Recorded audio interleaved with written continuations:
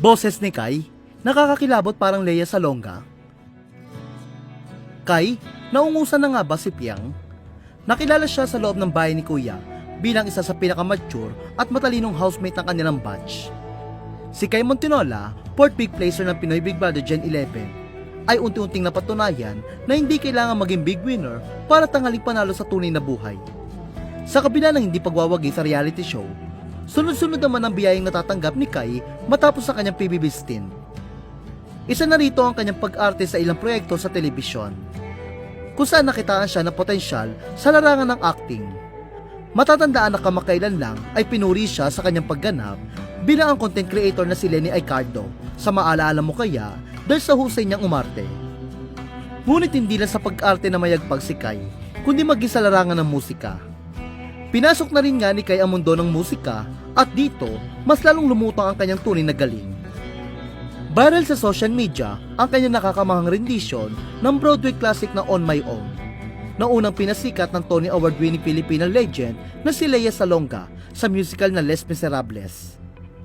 Ipinamahala si Tony Kai sa kanyang matagumpay na debut album launch na Kai, The Limit nitong June 28. Sa SM North Edsa Skydome kung saan inilunsad ang kanyang extended play, album na may title na Kailedescope.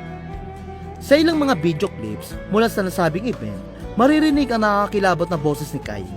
Malinis, kontrolado, at umaabot sa mga matataas na nota na walang kahirap-hirap. Ang kanyang vocal delivery ay hinanghaan ng netizen. At marami ang nagsabing tila nararamdaman nila ang Lea Salonga vibes sa bawat nota na binitawan ni Kai.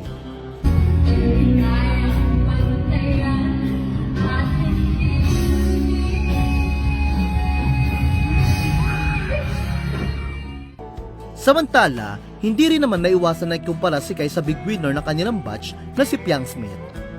Matatandaan noong June 22 ay ginanap ang Forever Piang album launch concert ni Piang sa New Frontier Theater sa Cubao, Quezon City.